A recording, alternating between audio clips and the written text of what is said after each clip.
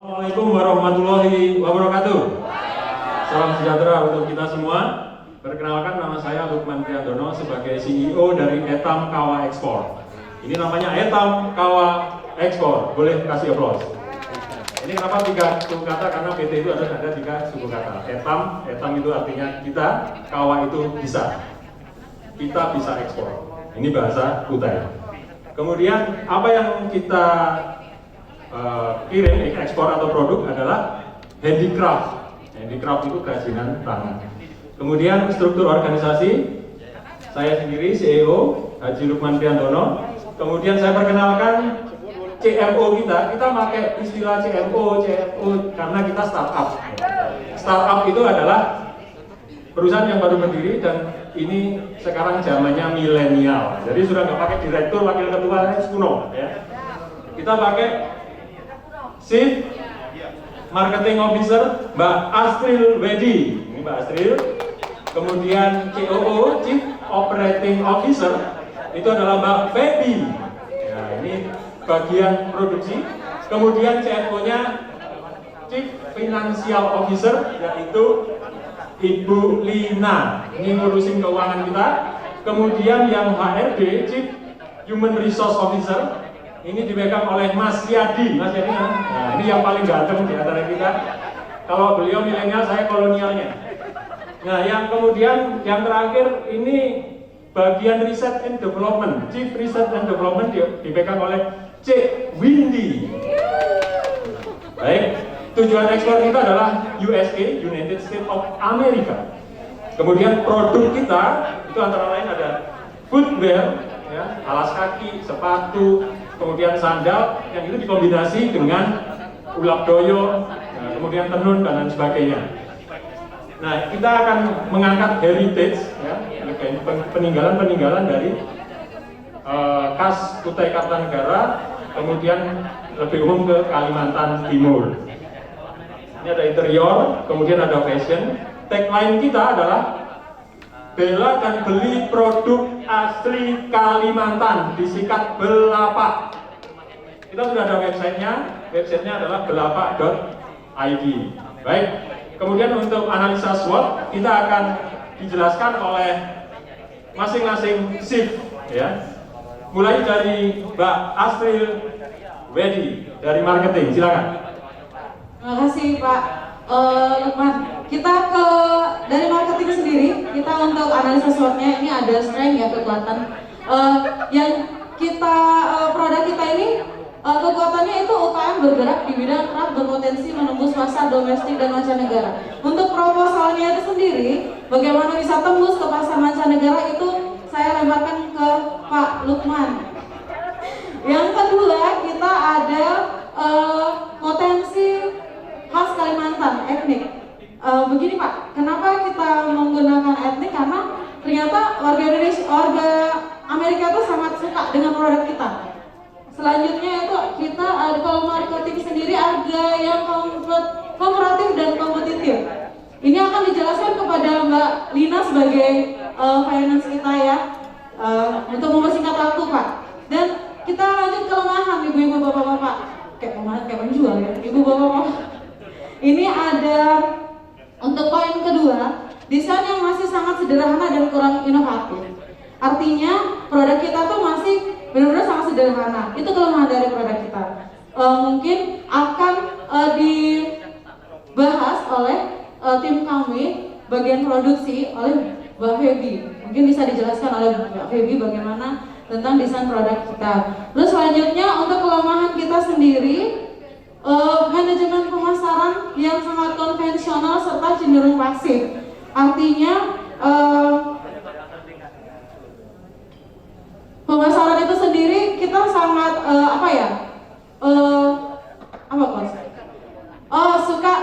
suka menunggu bola, lupa. Kita suka menunggu bola, tapi kita sekarang sudah mulai berubah dengan cara melakukan pemasaran lempar bola dan sebagainya. Contohnya nih, Belapak.id ini salah satu inovasi kita.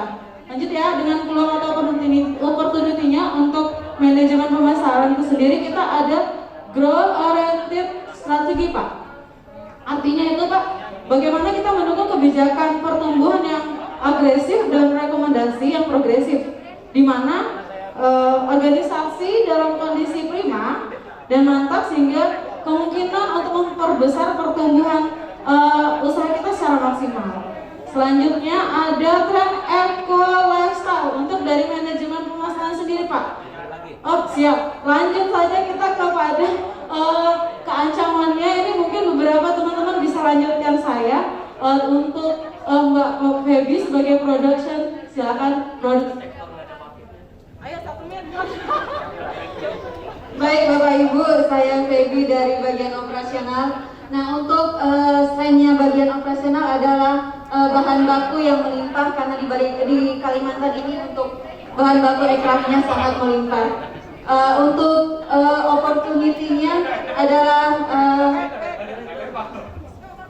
kerajinan, keahlian para pengrajin yang membuat kerajinan yang sangat menarik, karena keahlian-keahlian para perajin yang kita pakai itu ilmunya, maksudnya kreatifnya sangat menarik semua. Untuk weakness adalah pada kualitas keawetan produk yang belum terjamin, karena kualitasnya kadang masih suka berjamur kalau pada kelembapan, dan untuk itu nanti akan dilanjut kepada masnya. Untuk yang treat produk yang monoton, jadi modelnya yang masih yang begitu-begitu aja, belum ada inovasi lainnya. Baik, lanjut bagian ke finansial. Lanjut saya CFO. Nah, saya ingin menjelaskan tentang mungkin kelemahannya. Untuk strike, opportunity dan threat-nya itu sama-sama ke berbahan baku dan SDM. Untuk kelemahannya karena di Kalimantan belum ada operasi yang mendukung sehingga mereka berdiri sendiri-sendiri, sehingga untuk pengembangan usahanya itu tidak tersentralisasi. Mungkin untuk lanjut ke Pak Yani. Saya dari bagian manajemen sumber daya manusia dari perusahaan Etam Kawa Ekspor akan menjelaskan yang pertama adalah kekuatan dari perusahaan kami, yaitu sumber daya manusia yang tersedia dengan cukup murah sehingga bisa menekan ongkos produksi dan margin keuntungan perusahaan akan meningkat. Yang kedua adalah kelemahan dari perusahaan kami, yaitu etos kewirausahaan dan karyawan yang masih kurang. Solusi yang bisa saya berikan adalah pemberian reward atau bonus bagi karyawan yang bisa mencapai target, dan pelatihan dan pengembangan mindset bagi agar rajin dan terpacu menyelesaikan target mereka. Kemudian adalah opportunity dari perusahaan kami adalah keahlian para pengrajin yang dapat membuat kerajinan yang menarik sehingga menambah produk dan memperbesar jangkauan pasar dengan variasi produk yang bertambah. Kemudian ancaman dari perusahaan kami adalah sumber daya yang kurang berinovasi. Lama-kelamaan perusahaan akan tergeser oleh kompetitor sejenis yang melakukan inovasi dengan baik dan tepat. Baik, terima kasih. Itu adalah penjelasan dari bagian marketing, bagian dari operasional, bagian dari finance, dan bagian dari SDM. Nah, sekarang kita masuk, Bapak Ibu, untuk para investor yang ada di sini. Kita langsung masuk aja. Jadi ancaman-ancaman yang adalah di sini memang produk kita memang monoton dan sederhana. Tapi jangan khawatir, karena apa? Kami punya divisi masing-masing, dan dalam hal ini adalah divisi R&D. Jadi di mana kita akan melakukan diversifikasi, jadi penganeka-ragaman produk. Kemudian kita akan meningkatkan kualitas SDM-nya. Kemudian ketika kita melakukan R&D, itu pun dengan budget yang minimal. Jadi budget yang minimize. Karena apa? Harga sumber bahan baku kita sangat rendah, bahan baku melimpah. Kemudian SDM-nya juga upahnya sangat rendah. Jadi itu kita bisa lakukan semua. Jadi jangan khawatir. Untuk para investor yang ada di sini, silakan untuk menyuntikkan dana ke kami, karena kami memiliki goal omset yang luar biasa, dan kami akan percaya kepada stakeholder, dan kami akan berpotensi, maksudnya berpeluang untuk kita nanti berbagi hasil di sini. Oke, mungkin itu saja. Saya silakan kepada CEO. Baik, terima kasih. Kita memberi hormat kepada para investor. Terima kasih atas perhatiannya. Mohon maaf jika ada kesalahan. Billahi taufik wal hidayah. Wassalamualaikum warahmatullahi wabarakatuh. Tunggu, ada pertanyaan. Oh ya, ada yang mau ditanyakan, silakan. Satu pertanyaan. Terima kasih. Saya mewakili kelompok 4 dari sumber laut. Kelompok 4 dari sumber laut dan sumber ibu kelompoknya namanya. yang saya tanggapin adalah di sini dikatakan ada sumber kekuatannya adalah potensi khas Kalimantan. Potensi ya, berarti kekuatan khas Kalimantan. Dan untuk kelemahannya itu ada desain produk yang masih sangat sederhana dan kurang inovatif. Ya, kenapa dijadikan kelemahan? Desain yang sangat sederhana, sementara dijadikan kekuatan. Ya, seharusnya desain itu dipertahankan dengan pakem-pakem yang ada, gitu loh. Jadi di aneka-ragamannya itu malahan khas-khas Kalimantan atau yang pakem-pakemnya itu yang harus ditonjolkan. Tidak usah ngikutin dengan khas yang kekinian, harus dipertahankan. Jadi itu kurang tepat kalau dijadikan kelemahan. Terima kasih. Ya langsung satu-satu aja. Baik. Karena biar kalian nanyanya. Oh ya. Satu udah simpen ya, biar waktunya. Ada lagi? Satu kalau enggak juga nggak apa-apa. Punya jatahnya satu pertanyaan, satu kelompok. Ini tanya. Ada. Sudah. Oke. Saya mewakili kelompok 5. Yang ingin saya tanyakan tadi ada di kelebihan bahwa Anda sampaikan biaya tenaga kerja murah. Seperti kita ketahui, ternyata biaya tenaga kerja di Samarinda ini lumayan tertinggi. Enggak, kalau saya sebagai investor, saya akan lebih menarik ke Solo, ke Jogja, yang mana tenaga yang sangat murah dibandingkan. Saya itu tolong sikapi. Oke, bagus pertanyaan. Ini kelompok berapa ini? Satu ya? Udah satu itu tuh kelompok satu. Ada? Silakan. Kalau nggak ada juga nggak apa-apa. Oh nggak ada? Nggak ada? Sudah waktunya udah mepet. Nggak ada? Nggak ada. Oke, cuma 2 pertanyaan. Oke, baik. Saya akan mencoba untuk menjawab pertanyaan yang pertama. Pertanyaan pertama adalah masalah etnik dan masalah desain produk. Itu adalah hal yang berbeda. Etnik itu adalah gaya, model. Tapi kemudian maksudnya etnik itu adalah potensi. Jadi kita meningkatkan potensi khas Kalimantannya. Sedangkan desain produk yang masih sangat sederhana dan kurang inovatif itu adalah jenis keragaman. Jadi maksudnya kadang cenderung kita ini ketika membuat sebuah produknya cuma itu aja gitu loh. Jadi dia nggak ada inovatif, nggak ada kreativitasnya. Nah makanya kemudian kita ada bagian HRD yang membantu untuk meningkatkan keterampilan dan skill. Kemudian kita juga ada CRND-nya. Jadi R&D ini adalah Research and Development. Kita akan mengamati kompetitor lain. Kira-kira mereka mengeluarkan produk apa? Baru kemudian kita lakukan ATF, amati, tiru, dan modifikasi. Jadi tidak hanya kita yang melakukan SWOT, tapi kita juga melakukan SWOT terhadap kompetitor. Seperti itu. Baik. Pertanyaan kedua. Nggak ada. Nggak ada bantahan. Oke. Baik. Simpan. Oke. Untuk bagian SDM, kalau dulu memang SDM di Samarinda Kalimantan ini tinggi. Tapi di masa pandemi itu jujur, ya di masa pandemi itu kita kan melakukan namanya R&D, kita kan melakukan research and development. Jadi kita kan selalu memata-matai kompetitor gitu loh ya kan. Nah itu sudah kita uji coba. Jadi ketika kemudian kita buka manajer dengan gaji 1 juta aja mereka mau, ya kan. Nah kemudian kita mainkan bonus. Kalau kamu mencapai goal offset, nanti bonusnya yang berkali-kali lipat. Seperti itu. Terima kasih. Baik, itu jawaban dari CWD dari Research and Development. Saya dari CEO hanya menambahkan terima kasih Ibu. Ibu namanya siapa?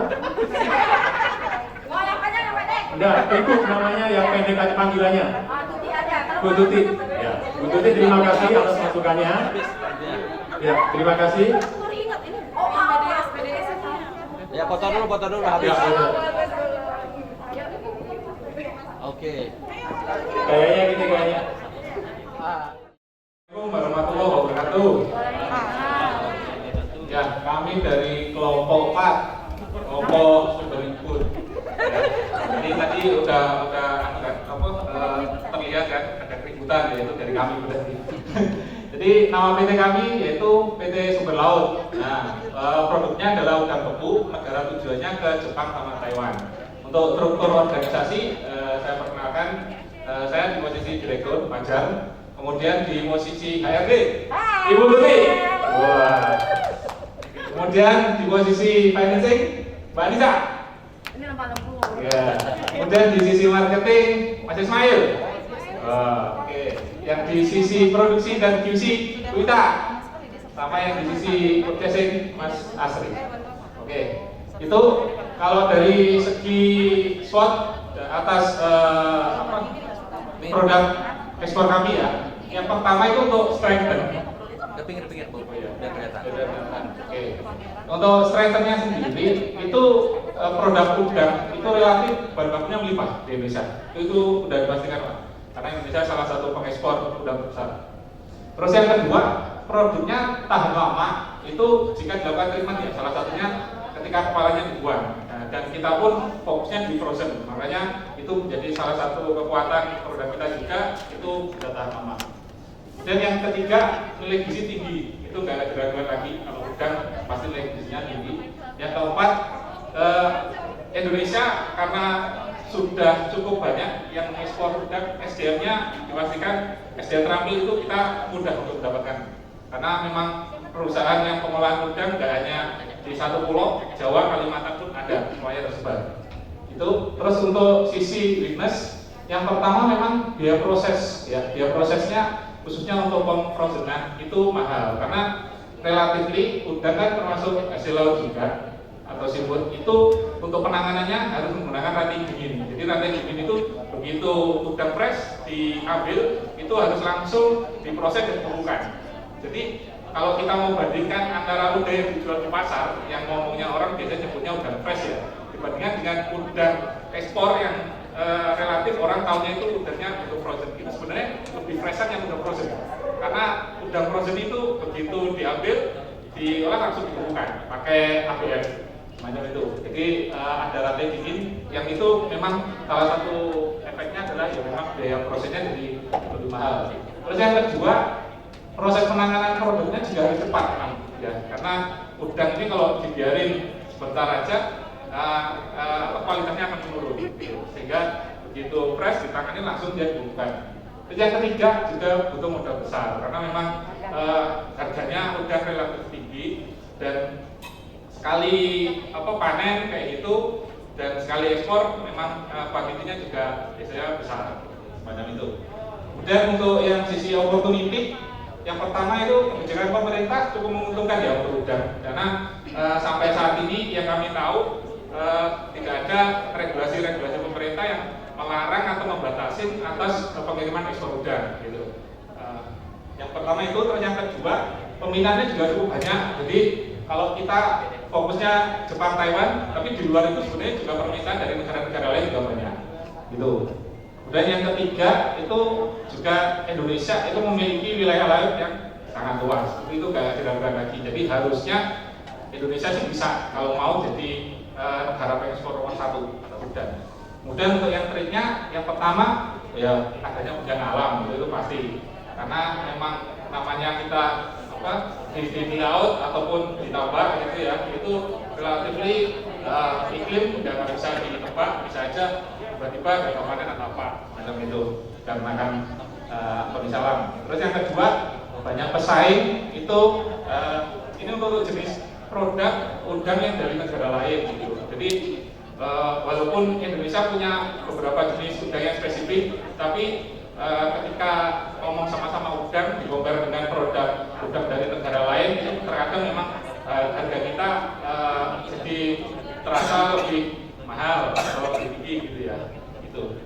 Terus yang ketiga teknologi pesaing juga memang terkadang lebih baik karena di kita relatifly perusahaan-perusahaan udang itu banyak yang lebih mengandalkan tenaga kerja atau manual lah, berarti kayak gitu dibandingkan mesin atau otomatis kayak gitu ya. Terus yang keempat bisa juga merusak ekosistem laut karena kalau penanganan antara proses pengambilan udangnya sendiri itu kurang dijaga dengan baik kayak gitu itu bisa juga mengakibatkan kerusakan dari sisi ekosistem. Itu sih kalau dari kami, Pak, Bu, silakan kalau ada pertanyaan dipersilakan. Monggo. Ya, monggo. Baik, terima kasih. Ini kayaknya sumber usaha yang menarik sekali ya sepertinya. Nah, bagaimana buat teman-teman untuk meyakinkan kami untuk masalah tentang nilai gizi tinggi? Jadi apakah dengan mengklaim itu, jadi berdasarkan apa? Kemudian karena apa? Kalau misalnya kita mengklaim, tapi kalau tidak ada hasil penelitian atau dan sebagainya, itu kan nanti bermasalah juga gitu loh. Nah itu yang pertama. Kemudian yang kedua dari treat. Dari beberapa treat ternyata ada tadi potensi harga yang menjadi cenderung lebih mahal. Nah kalau itu terjadi, pasti analisis resikonya dalam penjualan itu pasti akan timbul. Nah kira-kira solusi dari treat yang sudah dijabarkan tadi apa untuk meyakinkan kami untuk mengeluarkan dana suntikan modal? Terima kasih. Masih ada pertanyaannya. Ini sebelumnya ya, sebelum saya jawab, kira-kira dari teman-teman ada yang mau ngasih masukan nggak atau mau langsung saya jawab? Oke. Ya, yang pertanyaan pertama ya terkait masalah gizi. Kalau terkait masalah gizi, atas produk udang yang diekspor saat ini itu sudah ada standarisasi dari pemerintah harus mencantumkan label nutrition fact. Itu udah pasti. Nah, dari label itu aja udah dapat diketahui oleh masyarakat umum sekalipun bahwasanya nilai proteinnya pasti lebih tinggi. Kalau mau membanding ya misal dengan bahan berupa daging bisa kayak gitu, dipastikan hasil laut pasti lebih tinggi. Kalau nggak percaya nanti kita bisa buka buku baru-baru nutrisi vegetarian. Itu yang pertama. Terus kalau yang terkait masalah kedua, memang betul ya saat ini terkait masalah persaingan harga itu dikarenakan memang proses penanganan kita aja yang belum pakai teknologi yang terbaru, ibaratnya kayak gitu kalau udang itu yang sangat disayangkan. Jadi resource kita cukup melimpah, tapi sampai detik ini memang belum ada suntikan alat-alat yang mesinik lah, jadi otomatis yang sekiranya memang akhirnya mengurangi jumlah pekerja yang harus bekerja di perusahaan tersebut, tapi dengan adanya teknologi mesin itu menjadikan waktunya jauh lebih banyak. Sebenarnya kita kalah hanya di situ. Ketika pemerintah atau ada investor yang mau fokus untuk mendatangkan mesin-mesin teknologi terbaru untuk pengolahan udang, kami yakin dengan resource yang cukup banyak di Indonesia, harga pasti kita bisa tekan lebih murah dibandingkan produk-produk dari negara lain. Itu jawaban dari kami. Masih. Satu lagi. Ada lagi, silakan. Terima kasih. Tadi menariknya adalah bahwa kekuatannya adalah lautnya luas Indonesia. Sebagai informasi untuk budidaya untuk udang itu nggak dibudidayakan di laut, tapi ditambak atau sekarang ada yang namanya fiton budidaya udang faname di kolam beton. Jadi sebenarnya tadi yang bencana alam segala macam itu sudah ditinggalkan karena sekarang budidayanya sekarang kalau melihat petambak itu sekarang udah pakai budidaya indoor seperti itu. Dan kemudian yang kedua, regulasi tadi kalau dibilang bahwa pemerintah tidak punya regulasi, keterbatasan itu salah. Punya keterbatasan. Yang pertama adalah penggunaan obat-obatan bahwa 2019 itu ekspornya ditolak karena apa? Penggunaan antibiotik. Jadi harusnya penekanannya adalah penggunaan produk-produk yang memang ramah lingkungan dan sistem berlaku sehingga kualitas tadi bisa dicapai. Terima kasih Mas. Boleh. Makasih. Siapa Bu? Dari Hongkong. Bu, kayaknya ini sungguhan Pak. Berarti seharusnya nggak usah dijawab kalau sungguhan. Nggak maaf. Bercanda aja. Intermezzo, tenang aja. Baik, tadi bilang Ibu memang orang perikanan ya. Kalau kita pengolah ikan Bu. Nah, hasil perikanan juga dan hasil laut. Memang sekarang udang itu banyak ditambak. Tetapi kebetulan kalau yang sepengetahuan kita, udang tambak dengan udang laut itu kualitasnya ya rasanya itu lebih baik dari udang laut. Jadi kita memang ini kelompok kita ini ataupun perusahaan kita memang bergerak banyaknya di udang laut Bu. Jadi makanya kita tadi berbicara masalah alam. Ya, bukan tadi kita tidak bilang bahwa udang kita udang tambak atau udang laut, tetapi ini memang spesial untuk udang laut yang banyak. Walaupun kami juga menangani udang seperti udang windu misalnya ya, udang tambak itu, tetapi tidak terlalu banyak. Ya. Yang kedua mengenai tadi masalah regulasi. Regulasi itu ya memang tadi masalah obat-obatan dan apa, memang di sini kami tidak memutuskan ke sana. Kami memutuskan kebijakan bahwa untuk ekspor udang itu tidak dilarang, ya. Jadi bukan untuk cara pengambilannya, ya. Kalau ibu tadi fokusnya ke udang tambak, seharusnya kalau udang tambak tidak perlu pakai obat. Udang tambak tidak perlu pakai obat bu, ya. Ya, itu saja. Nah, seperti itu, ya. Terima kasih pak. Cukup. Tunjuk. Ya, terakhir penutup aja Pak ya. Terima kasih. Mari berfoto bersama dulu. Oke. Yang tua di tengah. Sarangnya dong, sarangnya pembisnis oi. Jarak dulu. Foto yang pertama sih bu. Foto yang pertama. Kita ikut-ikutan dulu. Yang kesana dihapus ya. Ini buat saya pribadi, ini buat pribadi. Aduh, yang tengah itu nggak ada yang bas. Karena kok lagi parah. Bebas bu. Oke. Ya, demikian presentasi dari kelompok 4 ya. Terima kasih atas atensinya. Wassalamualaikum warahmatullahi wabarakatuh. Tunjuk siapa? Kawan, karena kita ada nomor semua nomor. Coba ada pakai nama sama tadi pakai. Saya kenalkan board of director dari perusahaan kami.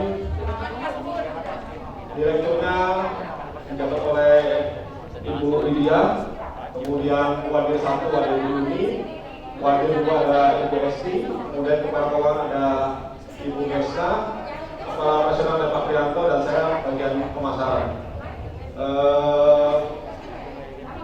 Produk kami adalah produk kelapa dan turunannya. Jadi karena kita negara tropis yang punya banyak pohon kelapa, ini salah satu nilai keunggulan dari negara kita dan masih sangat mengenalkan, makanya kita menjual produk ini sebagai komoditas ekspor. Untuk pasarnya Timur Tengah, kemudian ke Korea, secara spesifiknya Turki, kita banyak lagi pak, ini yang banyak, ini salah satu yang utama. Produknya untuk SWOT analisis produknya ada banyak pak. Ada santan beku, kemudian beriket buat sisa itu. Kemudian ada coco fiber, serat dari kelapa, ada kokopit, itu kayak dasar di kayak bulu. Kemudian ada masker air kelapa, ada tepung kelapa, lidi, dan masih banyak lagi, tapi yang produk unggulannya, produk utamanya. Kemudian soal analisisnya, kekuatannya adalah bahan baku murah dan berlimpah, bahkan sampah, sebagian besar bahan bakunya sampah tapi bisa jadi uang. Kemudian tidak membutuhkan teknologi yang canggih, teknologi yang sederhana saja, seperti mesin pengaduk untuk membuat beriket, kemudian mesin cetak, mesin press, mesin hidrolik yang sederhana cara kerjanya. Kemudian teknik produksi juga kita kuasai, sangat kita kuasai, dan banyak tenaga kerja tampil yang bisa kita manfaatkan. Kemudian supply chain-nya juga mudah, tidak terlalu panjang rantai produksinya. Turunannya banyak, bisa dikembangkan berbagai produk, sangat banyak sekali, sangat banyak. Kemudian tadi bahan bakunya mudah didapat. Kemudian kelemahannya karena perusahaan ini baru berdiri 10 tahun, jadi kita kurang modal, 10 menit kurang modal. Kemudian kita metode promosinya masih sangat konvensional, ekonomi pasar ini masih sangat konservatif, belum terlalu modern. Jadi metode promosi masih belum canggih. Kemudian pasar yang belum kita kuasai. Peluangnya ada permintaan yang tinggi. Memang permintaan di pasar cukup tinggi, bahkan sebagai solusi mencegah pencemaran lingkungan seperti pupuk fiber menjadi bahan baku jok mobil, karena kalau jadi sampah tidak merusak lingkungan. Kemudian persaingan sedikit, bahan bakunya banyak tapi pelaku untuk ekspor sedikit. Ini sangat bagus untuk kita bisniskan. Wilayah pendukung karena hampir sepanjang Indonesia selalu ada bahan baku ini. Kemudian menjadi program prioritas pemerintah juga, karena pelaku usahanya banyak yang dari kalangan masyarakat, dari BUMDes, dari usaha mikro rumah tangga, jadi sangat menghidupkan industri UMKM di wilayah-wilayah pesisir. Ancamannya adalah pencurian bahan baku, karena bahan bakunya di area yang sangat luas, sehingga pengontrolan pengawasan terhadap bahan baku susah. Mudah sekali orang mau ngambil bahan baku kelapa ya, dari titik satu ke titik pohon ke 1000 juga belum tentu kita bisa kuasai semua, jadi mudah sekali untuk dicuri. Kemudian infrastruktur di daerah pesisir, infrastrukturnya sangat tidak mendukung. Kemudian bencana alam terhadap daerah pesisir, dan umur pohon yang sudah tua, harus ditanam baru lagi, itu butuh waktu. Mungkin itu dari Ibu Direktur. Tadi mau menambahkan Ibu Direktur, Ibu Widya, closing statement-nya. Waktu dan tempat silakan. Kalian ditutup. Ya, itulah perusahaan kami yang bergerak di bidang kelapa dan turunannya. Kenapa kita mengambil konsep ini? Karena memang kelapa itu tidak ada yang terjual, sehingga tidak ada sampah yang terbuat, sampai limbahnya sekalipun kita sudah punya pasarnya. Itulah yang membuat kami memulai bisnis ini sehingga bisa eksis sampai di akhir hidup ini. Ya, mungkin ada tambahan dari Ibu. Ya, itulah ada tambahan dari Ibu. Oke, kalau Ibu itu, oh ada pertanyaan ya?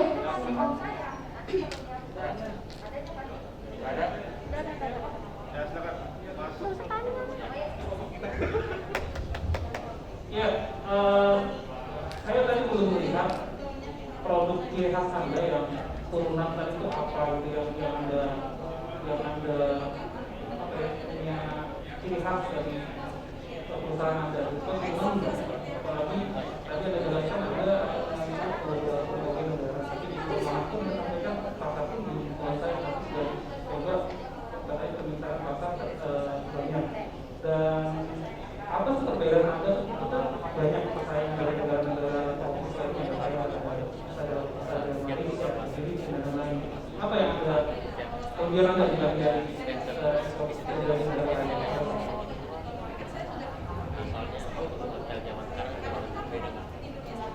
Kelebihan kita kalau Indonesia itu kelebihannya adalah kelapa dalam.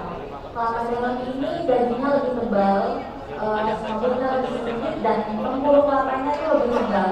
Sehingga ketika kita jadikan bahan baku untuk briket itu akan menjadi lebih punya nilai lebih dibanding punya Sri Lanka, dibanding punya India. Jadi fokus usaha kita di sini adalah apa dan turunannya. Misalnya sampai berkurang kita kirim ke Eropa, juga kita kirim ke Timur Tengah. Terus pupuk fiber kita kirim Korea, pupuk Jepang. Jadi tidak ada peluang. Semua kita punya pasar dan semua kita fokuskan. Ya, Baik, tadi saya belum mendengarkan. Biasanya kan ketika kita melakukan analisis SWOT, ketika kita buat list tentang trik itu kan sebenarnya ancaman agak susah ya. Tapi gimana kita membuat list ini adalah itu menjadi tantangan sebenarnya buat kita. Kemudian kita harus memberikan solusi. Kali ini saya belum dengar. Jadi dari trik itu kira-kira solusi-solusi yang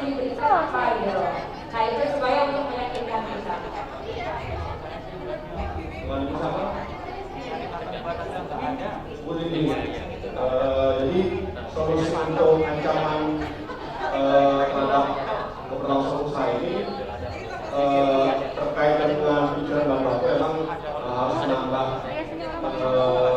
tim pengawasan di lapangan karena area industri harus dikontrol dengan sangat teliti. Kemudian terkait dengan infrastruktur itu memang kita mendorong pemerintah untuk lebih bisa membangun infrastruktur di daerah karena di satu sisi juga ini menjadi program prioritas pemerintah untuk menghidupkan usaha mikro di kawasan pesisir, tapi belum didukung oleh infrastruktur yang memadai, terutama akses untuk ke kawasan tersebut. Kita di daerah kayak Andir aja jalan Bolongan masih banyak, padahal tidak utama, tapi jalan Bolongan juga itu yang bermata. Kalau kita ke atas daerah Putih, mau ke Berapa rumah, nggak tahu jalannya. Kemudian terkait umur kelapa tua memang harus dilakukan penanganan sebelum ya. Jadi model bisa kayak sawit. Jadi sebelum tua itu sudah punya calon pohon baru. Ini yang kita bisa sampaikan. Ada lagi? Cukup ya? Foto. Ada Pak Priyanto ngobrol. Foto tak? Foto.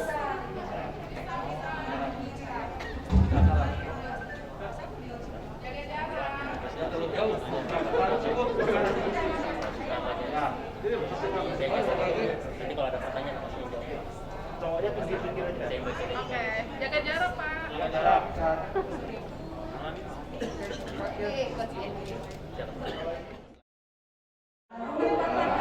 Semangat pagi. Kalau kami dari tim 5 ya, sebenarnya sih dari 5 orang itu semuanya punya produk ya yang cuma tadi berdasarkan kesepakatan. Saya percaya untuk membuatkan presentasi pada. Jadi kami ambil dari perusahaan PT Sakatuk Sari Indonesia. Sakatuk itu kuat tumbuh dan maju. Nama produk adalah Tiga Harus Sinonam Kalimantan Timur.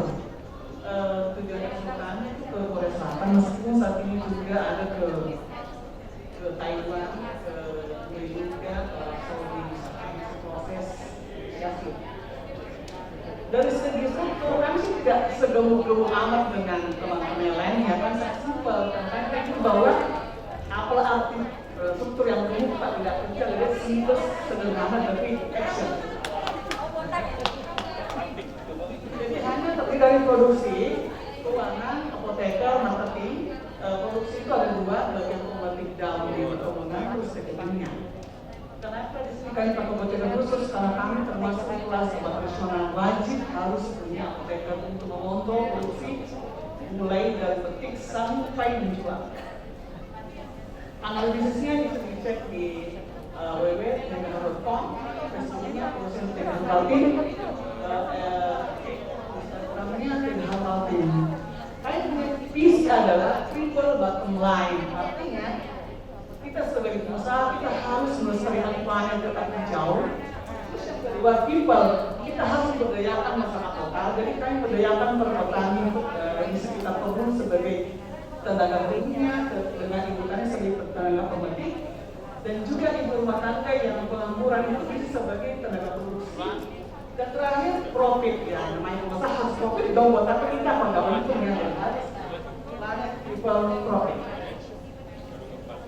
Di sini adalah dari analisis dari SWOT analisis bahwa kami punya kekuatan yaitu kita memiliki ladang sendiri, artinya kita menjamin mengontrol itu produk mulai dari petik, mulai dari tanamannya yang organik, petik, proses, packaging dan jual.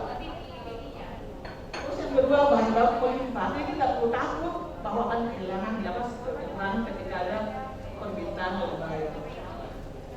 Yang ketiga itu kenapa kita itu sudah berdasarkan hasil analisa ya biofarmasi, biokemikal itu mengandung flavonoid, sitrus sebagai antioksidan. Apapun saat ini yang bernyawa pasti kan itu namanya antioksidan. Terus ada produk, artinya kita itu mempunyai ladang sendiri bisa menghasilkan oksigen. Jadi BHW itu mempunyai ciri khas daun kecil, dia bisa menghasilkan oksigen yang bisa untuk kebutuhan per jam dari oksigen yang dihasilkan, dan ini sebenarnya emisi karbon dioksida. Terus yang kedua dari debu juga karena kami tidak memiliki limbah ya, artinya hanya limbah air. Kalaupun nanti ada debu yang keluar, itu bisa jual lagi untuk ekstrak, jadi seperti kayak sampah yang PGH lagi. Hanya mengatakan ini kita pun berdayakan dengan kondisi yang kita memberdayakan banyak dengan sejarahnya, kita menyewa dengan yang banyak para ibu yang memang nggak bekerja ya, tapi lebih besar. Meskipun methode kontrol apoteker yang sangat. Kelemahannya adalah kalian berubah harus ini kita perlu mengedukasi masyarakat bahwa ini penting. Terus yang kedua, PGH termasuk kelas obat tradisional sehingga proses legalitas untuk tidak panjang sekali. Tapi sekarang pun 2 tahun belum terbit gara-gara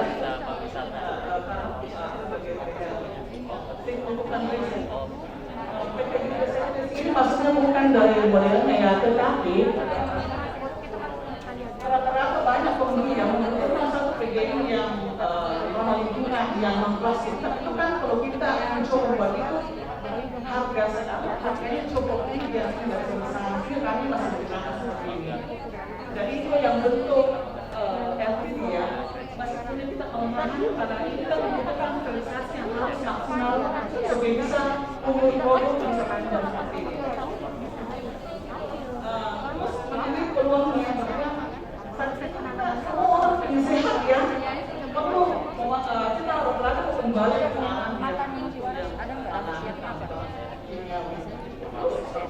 saya katakan sedikit ya, harus ini masih sangat sedikit yang memang banyak, tapi yang mempunyai spesifik sinamon itu kayak gimana? Katanya hanya masuk original daun. Kami tidak punya produk original sinamon, tapi saya lihat target pasarnya tidak terlalu kami banyak. Terus harga kompetitif dibandingkan yang lain pasti kita bandingkan. Terus kualitas ekspor cukup tinggi ya dari kemarin pada saat itu ekspor ya dari bukan balik ini mereka menawarkan ancamannya produk ini sangat berbeda yang katakan bahannya sangat sederhana komposisi cuma untuk menghindari proses atau apa mesti tidak menentukan kami dan riset sehingga gram per gram itu kami juga ketika mulai proses setelah mencontek kami ciptakan lagi beberapa produk berikutnya masih ada lagi yang bentuk space jadi ketika mulai contek jangan kamu karena itu kan ladang ya yang namanya saat ini kalau kemarin banyak keluhan ini juga berancam untuk terbang apa terus regulasi pemerintah ini ancaman juga bahwa kadang karena regulasi sangat dan sekali sehingga kita lambat sulit untuk menjual cepat akhirnya sedangkan kalau kita sudah cepat orang sudah produksi kita masih walau ini yang begitu lama saya kami terkait masalah ancaman juga masalah apoteker ya saat ini mindset para apoteker di farmasi ya mereka itu gengsi deh UKM mereka lebih milih untuk sebagai apoteker jadi kita sama sekira itu sampai memang sama sekira saya rasa dari teman-teman ada yang mau tanya nggak? Tanya.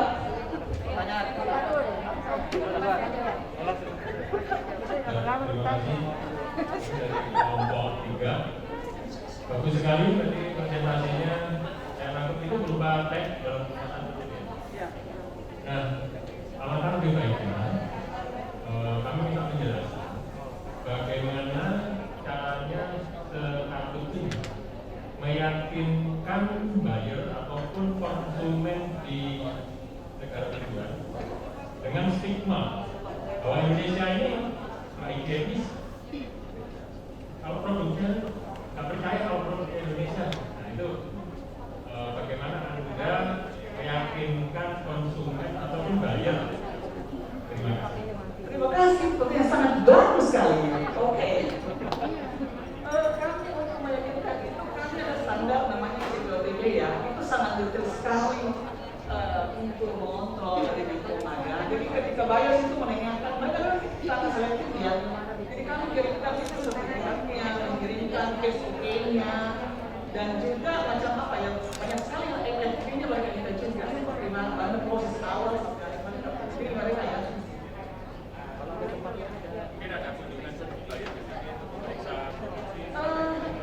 Setelah berangkat tak ada fotonya ya, jadi mereka itu biasa pakai video call aja melihat.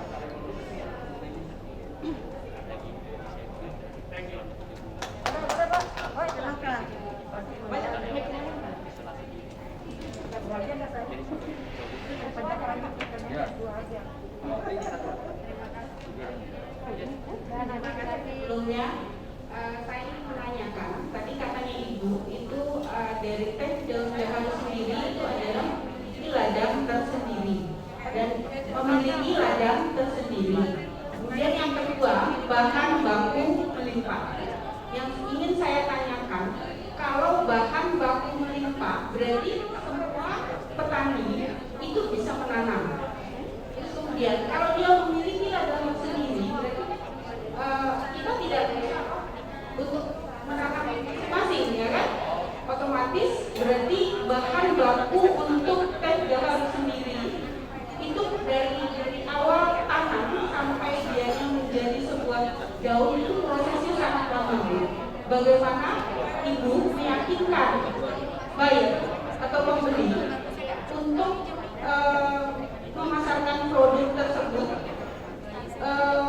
supaya produk yang Ibu miliki di luar itu dapat diterima oleh buyer itu sendiri. Terima kasih. Ibu kan punya lahan dengan bahan yang melimpah, punya sendiri, terus punya sendiri. Bahan baku melimpah. Bahan baku melimpah, ya kan? Nah kalau utamanya diartikan bahan baku melimpah, berarti pohon itu sendiri ada di mana-mana, bisa kita tanam. Sedangkan itu adalah memiliki ladang tersendiri. Seperti itu, saya. Terima kasih. Tertangkap.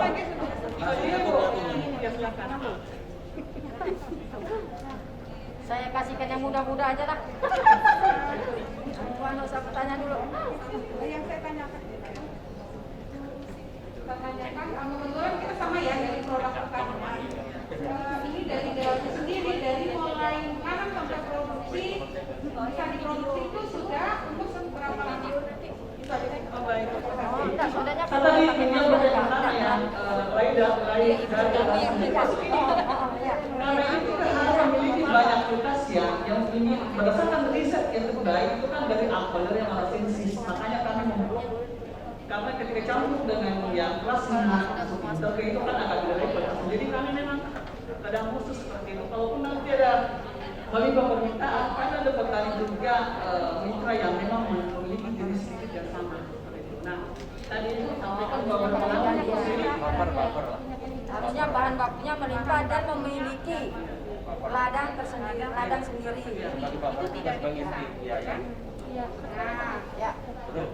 Terus yang kedua, tadi kenapa umur berapa ya? Jadi ini berdasarkan riset bahwa ternyata itu yang memiliki kandungan oksigen yang tinggi di hari itu adalah umur di atas 4 tahun. Artinya itu benar-benar kita ambil pada umur sekian, pada cabang yang mana, pada jam berapa, sangat spesifik untuk ini. Yang kualitasnya dijamin utama.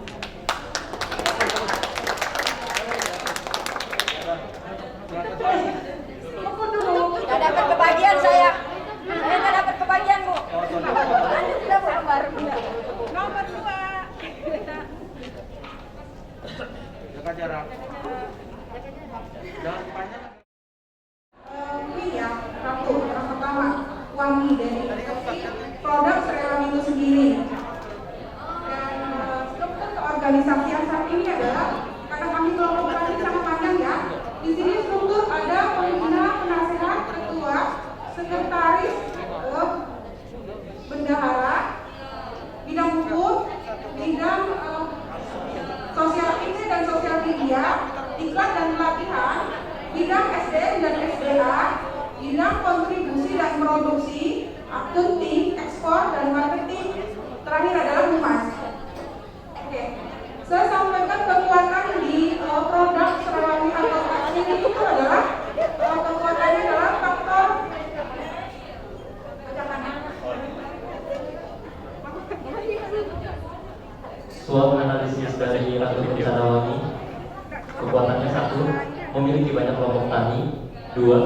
telah memiliki pengalaman ekspor selama 2 tahun dan go digital, media sosial, website, dan lain-lain. 3. Lebih mudah dibudidayakan di Kaltim. 4. Ratu Kencana Wangi menjadi produk Kalimantan, menjadi produk unggulan Kalimantan dari produk yang lain. Untuk kelemahannya, belum memiliki link ekspor dan masih modal sendiri. Peluangnya: 1. Permintaan ekspor masih sangat tinggi. 2. Bisa menjadi produk turunan. Misal tidak hanya membuat wangi-wangian, tapi bisa menjadi sabun dan lain-lain, pengharum ruangan. 3. Lahan yang masih luas di Kalimantan Timur. Ancamannya: 1. Bencana alam. 2. Mudah ditiru oleh banyak saingan. 3. Birokrasi pemerintah. 4. Bisa tergeser oleh lahan tambang.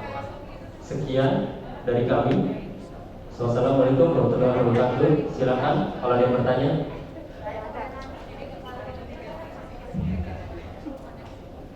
Terima kasih. Dari nomor 3 akan menanyakan pertama dari struktur ya. Struktur itu kita kan ekspor nih. Apakah enggak baiknya itu lebih ringkas, fokus ke kegiatan utama ya ekspor? Kalau menurut saya itu terlalu panjang dan banyak orang gitu kan, kurang efektif dan efisien. Itu saran sih, ya boleh diterima boleh tidak. Yang kedua, tadi sudah bagus penyampaiannya, cuman saya mau tanya di sisi kelemahan apakah tidak dimasukkan masalah legalitas usaha dan sebagainya, apakah memang sudah ada, mohon di